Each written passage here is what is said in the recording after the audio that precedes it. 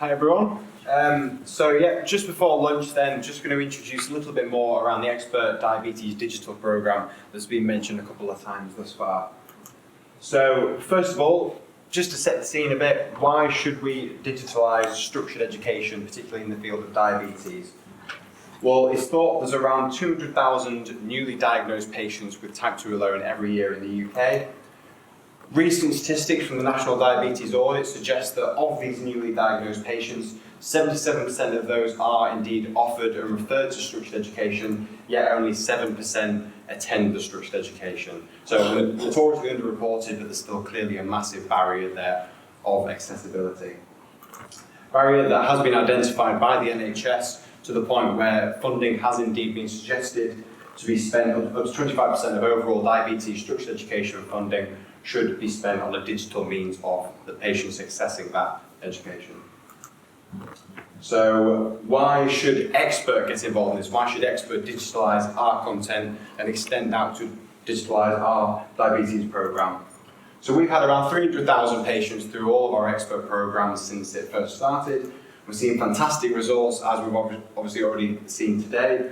So overall, these are the numbers since we actually started auditing. So fantastic attendance, completion, empowerment, and then brilliant improvements in glycemic control there as well. So we thought, get with the times, we're going to release a digital program that's in line with all the messages from our diabetes program. So the same 6 sessions, but content, of course, delivered in a slightly different manner. We're still going to take advantage of support and all different technologies with various integrations with other apps that, again, can enhance the patient's journey. So just to give you a little bit of a taster around how this education is going to be delivered. So of course, those of you who do deliver Expert right now or have attended an Expert program know that they are indeed group-based sessions with a healthcare professional who hosts 6 sessions, all on different topics related to lifestyle. So all patients will still get the handbook as per if they're attending group, but rather than be that obviously group setting environment, content's going to be delivered through a range of 2D and 3D animated videos. It's going to be audio files, there'll be text, interactive quizzes, visual quizzes, there'll be games, 3D animated games, questionnaires, images, and then we're going to be continuously uploading content via articles, infographics and whatnot from the team at Expert. And then, of course, there'll be links to additional support and other organisations, local and national, where appropriate. To add on to the accessibility there, we also do have a mini version of the Expert Handbook in 12 other languages that can help supplement those who don't necessarily have English as their first speaking language. So to give you a taster, not many people have seen this video, but this is one of the animated videos from the sessions.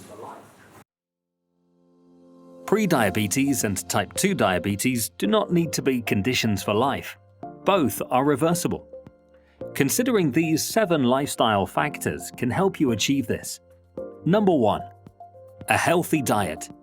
Cutting out processed and sugary foods can improve your blood glucose levels and general health.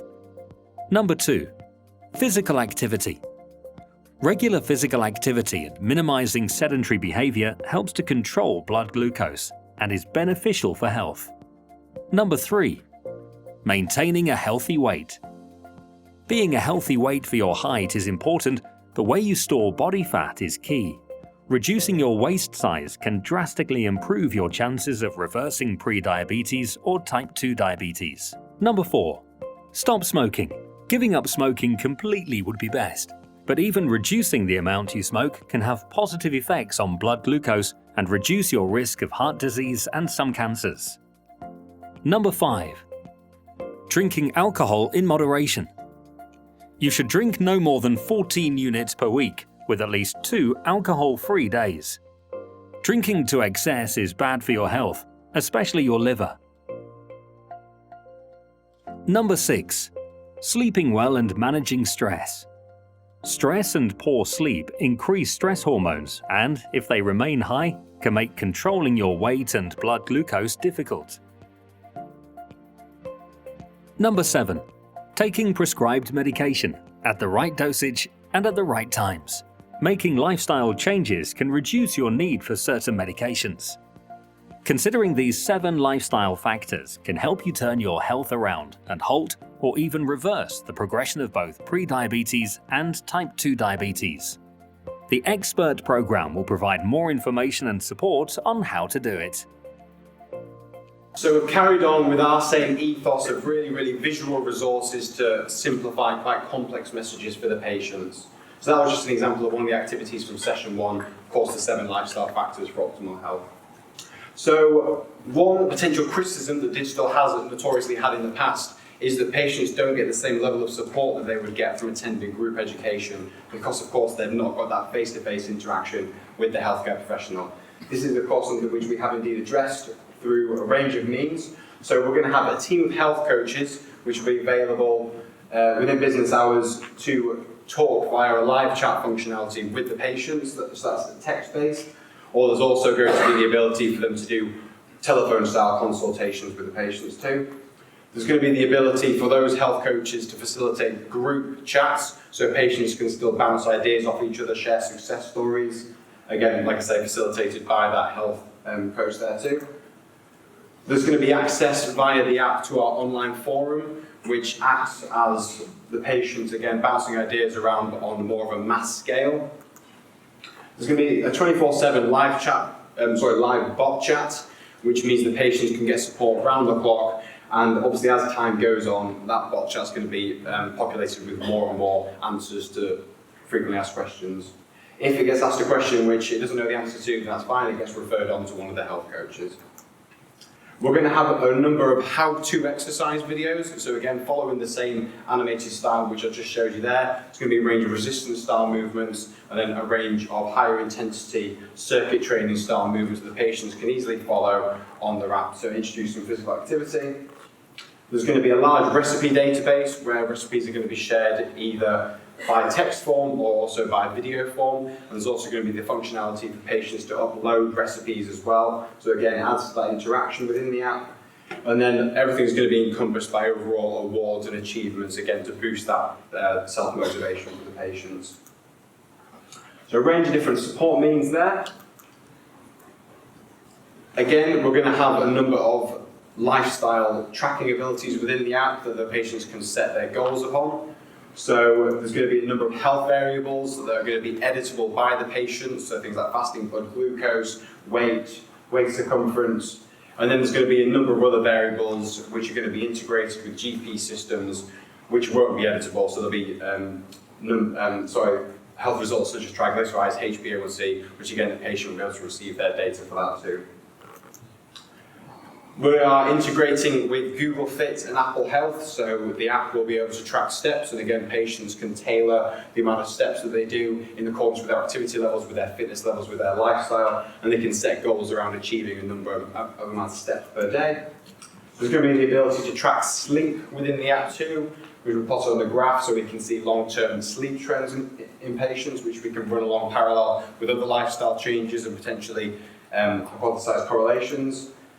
We are integrating with Carbs and Cows, so as if everyone's familiar with Carbs and Cows here, they do have an app version. We're integrating with the Carbs and Cows database that the patients could then use within our app to track their dietary intake, their carbohydrate intake, so on and so forth. And lastly, there's the ability to track mood as well, which is going to act as a media of testing stress levels throughout the app too. Goal setting forms a massive part of all the expert programs. Every single session ends with a goal setting activity that's tailored to the content that's covered within that program. Goal setting in the app is going to carry over in the exact same manner. There's going to be an overriding main priority goal that the patients will set when they first register for the app. But then following this, they're going to be setting individual goals tailored to each of the 6 sessions' content.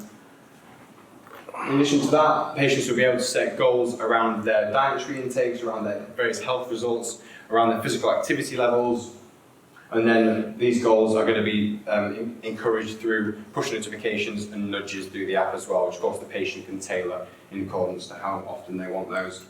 And they go hand in hand with the awards too and achievements, which patients can indeed share across the platform, again, to hopefully further encourage use of the app, to further encourage achieving goals and to motivate other patients across the board.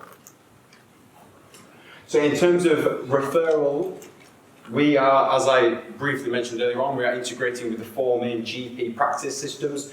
for very ease of referral from the GP or the practice nurse, wherever it may be, through to the app.